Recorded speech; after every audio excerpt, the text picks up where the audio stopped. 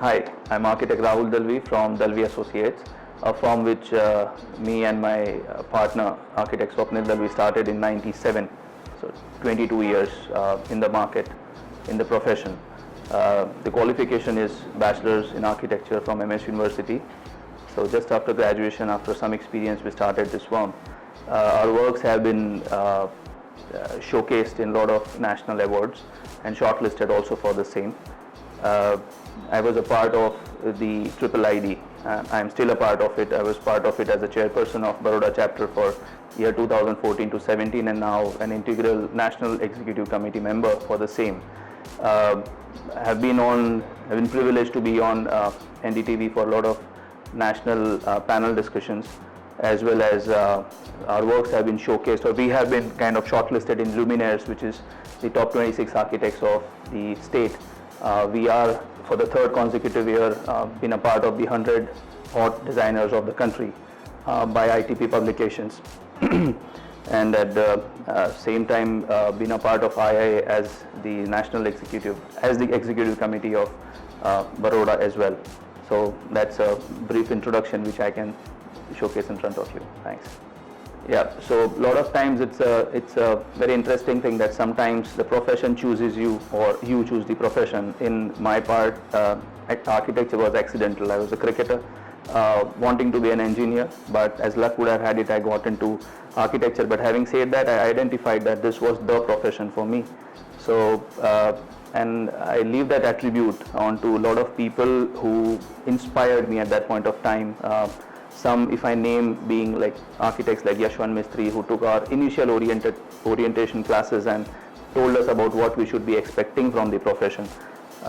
It was great to be a part of that particular lecture, else I would have been an engineer at doing something else. But having said that, if you are passionate enough and you are able to identify what is good for your life, life is anyways going to be interesting. Architecture per se is a specialization in itself. Earlier, a painter used to be an architect, a contractor used to be an architect, the architect or the creator used to be a structural designer. He used to think about the MEPs, he used to think about sanitary consultation. He was an engineer. Till today, still we are engineers. So it's a perfect combination of fine arts and engineering. I would say that is what is architecture. But just as any profession has its own specialization, there are relative fields like structural engineering, sanitary consultation, MEP consultation, contracting, project management systems and project management engineering. These all are the relevant subsidiary sister concerns which with an architect forms a project. So just as today an MBBS doctor further goes on to become an orthopedic or a gynecologist or an MS, that specialization today is what is architecture, which has germinated from fine arts as well as engineering. So when we move towards the architectural extensions, even in the field of architecture, in terms of the profession it's a different thing, in terms of education analysis it's different, because architecture is like an MBBS for a doctor. So once you are after architecture, you have fields like landscape design, you have sustainable architecture, you have facade planning, lighting planning, or the project management consultancy as well. While on the other hand, if you're looking at the practicality part of it, as an architect, one can enter into super specializations, not in terms of academics, but in terms of your choice of line, which can be industrial, hospitality, healthcare, public structures and government buildings, residential and commercial, and even for that matter, interiors. Interiors is just a recent branch which has started getting separated from architecture, but prima facie, interiors is always and always will be an architect's prerogative. The basic skill set for any profession will vary from profession to profession, but the basic skills which you will need or one needs in any profession, and most probably for architecture, which is more relative, would be imagination, because that is the mother of any creative field. One is imagination. Second is innovativeness, because if you are not innovative, you can imagine, but you are not innovative, you can't produce something, it is of no use. So ideas, making it practical. You can say adaptability, and we Indians are amazingly good at jugaad. So how an idea which is thought of or which is inspired by you from a different land wherein the affordability rate is very good, but you need to do it here. How well can you adapt it? Which is the right word, jugaad, which is now in the English dictionary as well. Hard work, nothing can beat hard work. You're talented. If you don't have hard work, you are not going to go anywhere. And drawing skill, because that is one motor skill which makes your brain put in the thoughts on the paper. Till you don't do that, you words can't explain what is an expression. It has to go on paper. Yes, in today's world, the other skills which are necessary, not just for architecture, would be networking skills, your public relations, your liaising, your communication with the other person. So all in all, a lot of things are required, but I think these may qualify for our field. If you look at it, architecture is a creative field. So people who are interested in music, who can play an instrument, who can sing, they are naturally inclined towards this as a profession. Once you come into this profession, if you're still not a music enthusiast, you can still develop that as a skill. Having said that, even sports is related to a creative field. So just as I was a sportsman, I'm more inclined towards the sport part, but the office always has music, which is consistently on for all the time that we get into the office. So which keeps us fresh, creative, and depending on the mood which the music gives us, our designs also play a big role. We can't associate a sad song with a cheerful design which we do. So we need that kind of a tempo. So that also relates much with us. But a typical morning starts with basic light exercises. My wife may agree with that or not, I'm not too sure. But at the same time, exercise does make the day positive. Coming to the office and putting a log into what we want to do for the whole day, for the initial 15 minutes is compulsory for the staff as well as for us. So that is the time when we put our regimen through. The morning times are no meeting times, wherein only the designing happens, and you can say problem solving is 24/7 that happens on a table. But creative ideas do flow more in the morning times. In the afternoons, it's more of relative site visits or consultant meetings or vendor meetings. And the later part of the afternoon and the evenings happen the client meetings, which may extend a little bit later than the office hours as well, depending upon the meetings which we are into. So this takes care, but we see to it that the day is made interesting by us because it's a creative field. We don't need to jam pack it with a lot of issues. We have actually been in this profession for more than 2 decades. So we have seen an affordable India to being an affluent India. So the challenges of yesterday are way different than the challenges of today. I mean, earlier the challenges used to be, cost as a constraint and thinking very much in a limitation kind of thing. Today's challenges for us, or rather for the entire industry, is excessive information. Everything is available at the fingertip. If a doctor prescribes you something, you can Google it and check if the medicine is right or what are the options. And this profession also, being a creative one, wherein 1 + 1 doesn't become 2, also faces these challenges wherein everyone is excessively informed without understanding whether that particular information pertains to this profession in this kind of a climatic situation or weather conditions. Whether that is right or wrong, nobody thinks about it. People are more onto the plastic side of how it looks rather than how it works. So the challenges for us with our kind of wisdom which automatically happens with the age, our role is more to make it viable, more to equate it, more to balance it for the client, whether it is right or wrong, and make the client unlearn about all the wrong things which excessive information gives you. The challenges for us as designers are to remain unbiased, A. B, importantly, to still remain innovative when so much of information, so much of ready designs are available on the net. Still being original, still not succumbing to the cut, copy, paste culture which is very much prevalent, be it your presentations or be it our designs. I think everywhere that cut, copy, paste culture is very much rampant. People are okay with it.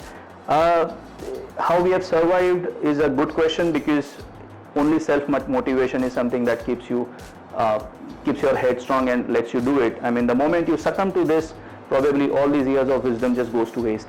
So self-motivation, I would say, remains, and with the thought process that at the end, whatever is original will be respected, and whatever is dubious or whatever is copied will not remain permanent. Well, to talk about the myth, A lot of myths that architecture is a absolute white collar profession wherein you go and sit in your office and the clients start coming in, they give you money and you make their dreams come true, and then everything is goody goody.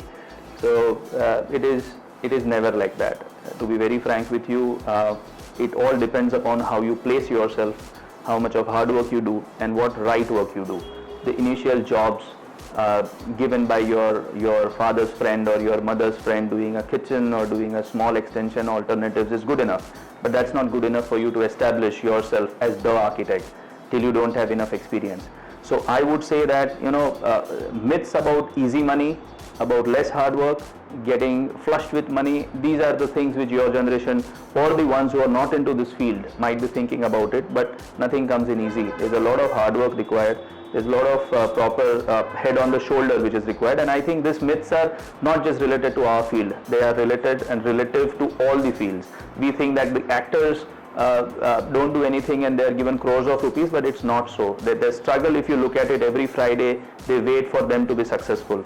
We only see a handful of people. We just see Sachin Tendulkar to be to enter into cricket, but you don't know that there are lakhs of other cricketers who are finding it difficult to survive. They have not been in the position to be Sachin Tendulkar. So every field we only see the success stories, but there are a lot others who are unsuccessful, and so is this field. Nothing will replace the hard work and dedication to be successful.